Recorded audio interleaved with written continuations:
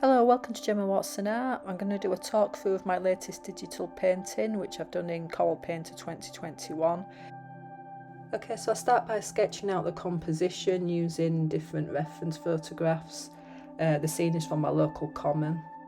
So I'm showing you the reference photographs that I'm using now. There's about 4 different ones, a few different angles of the tree, and then one main one for the main composition.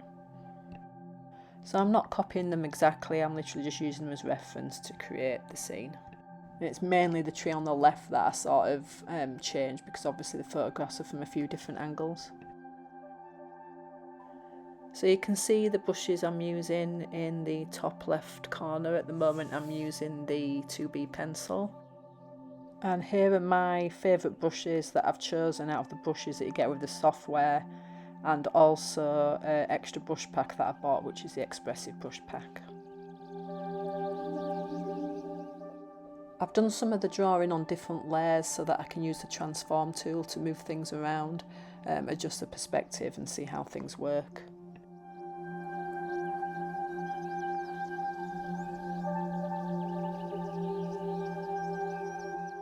Now I noticed that I swapped brushes at this point. You can see the brushes in the top left hand corner. I'm guessing that I swapped to a paintbrush rather than the pencil brush just to make it flow more and be a bit more fluid, or be a bit more organic with it maybe. I just very quickly use the 1-point perspective guide here just to make sure that that's going off in the right direction. And then once I'm happy with the composition and everything's in its right place, I reduce the opacity of the layers and I draw around it all and finalise the final sketch. Okay, so now the sketch is complete, it's time to start the actual painting, but I just want to apologise because I forgot to press record when I started it.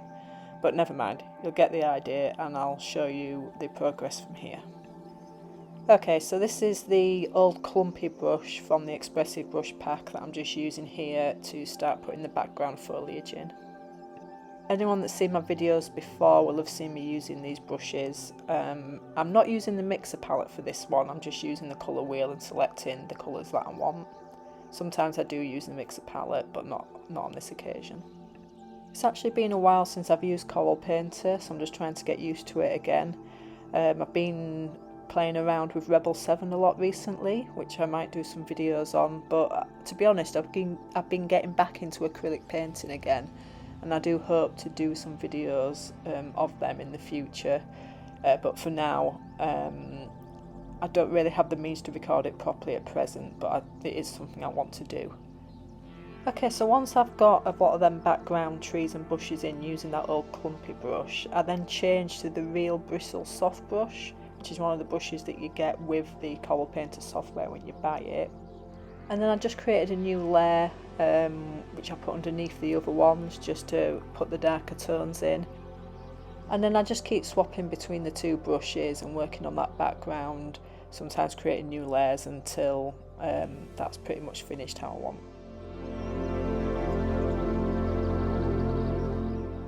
I then stop working on that area and decide just to block in colour on the rest of the canvas so I can see how it looks overall and get all them blank areas filled in, and I just use that Real Bristle soft brush to do this.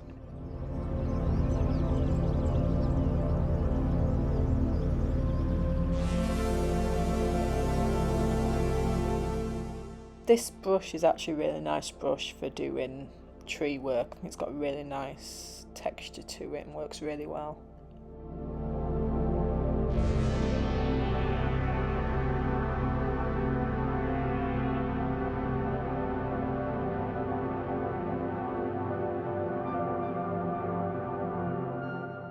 I actually experiment a little and use some other brushes as well.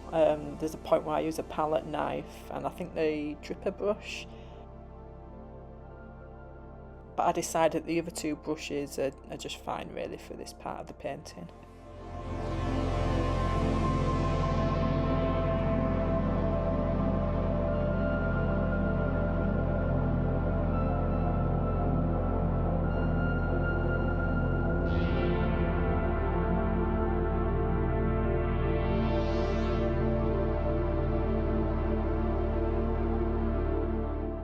Okay, so that brings us to getting most of the underpainting done and some of the background details, and now it's time to move on to the finer details of the painting. Okay, so I'm creating a new layer and I'm going to work on this tree here and then build up some of that texture of the bark and some of the green moss, and then I'm going to work on some of the foliage a bit more as well. Okay, and when it comes to the moss, then I change brushes back to the old clumpy and use that to get the texture.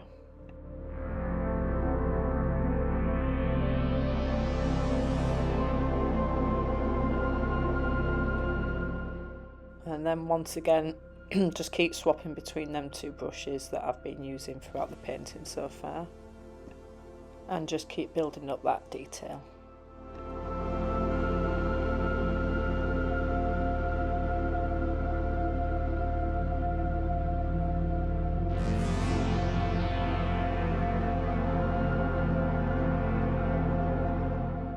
Okay, so I swap brushes at this point and actually experiment a bit with this Impressionist brush. Now I do change the resaturation setting on this to higher percentage so that it keeps replenishing the paint more, because when it's on the lower one it sort of acts as if the paint runs out and then it starts to sort of smudge and smear everywhere, whereas I want more true colour that I've chosen. So that setting is just at the top there in the middle where it's abbreviated to reset.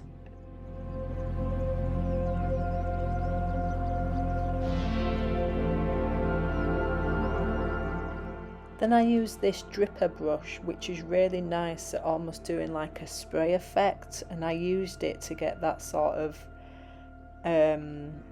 blue hue that's going on behind the trees. That obviously the camera's created that hue, but it still looks cool and creates an atmosphere, so I try and recreate that on there, and it almost makes it look sort of magical and mysterious. It's like a cool mist.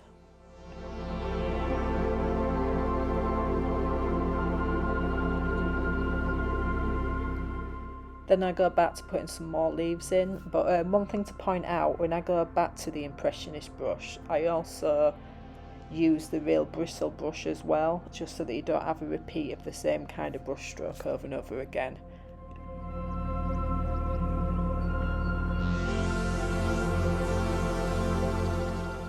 Okay, so then I start working on some of the bushes, doing some fine branch work, and then like I did in the beginning of the painting, I then start working on layers underneath them detailed layers so that I can sort of start putting shadows back in and some more darker branches in the background.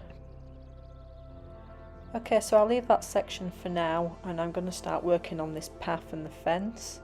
So I quickly just put in some rough lines to figure out where I want them fence posts to be, and then I changed my brush stroke from being free flow to doing it straight lines so that it acts as a ruler, if you like. You can see the icon in the top left there. So it just changes your brush from being free flow to doing a perfectly straight line in the direction you want it to go in.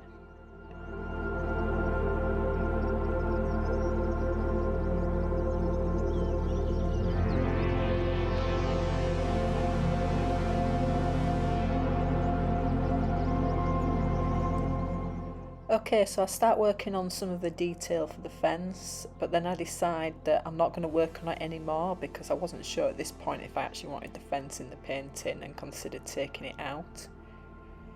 And so I began to work on the leaves and the water in the ditch instead. And I decided to use the gouache paintbrush for this.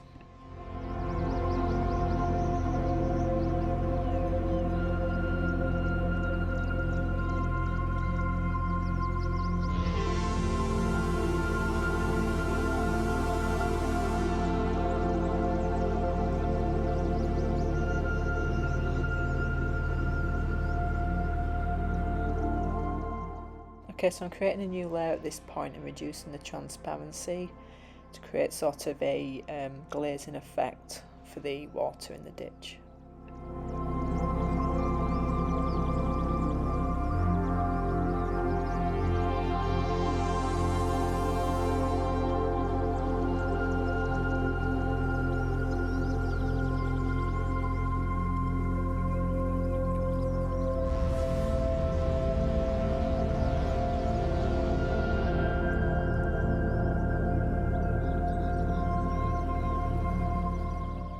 I decide to leave that as it is and I start working on some of the grassy areas.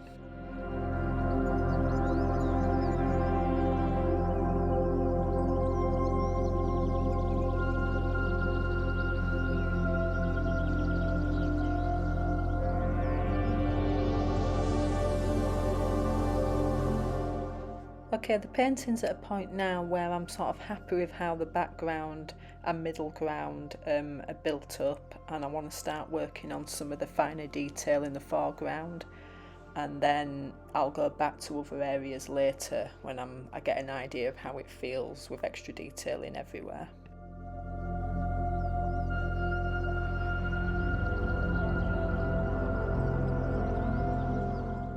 Okay, so I'm starting to build up the detail in the foreground now, the logs, the trees, and then I'll work on the whole thing overall. And this tends to be the bit that I enjoy the most, when it all starts to pop and really come together.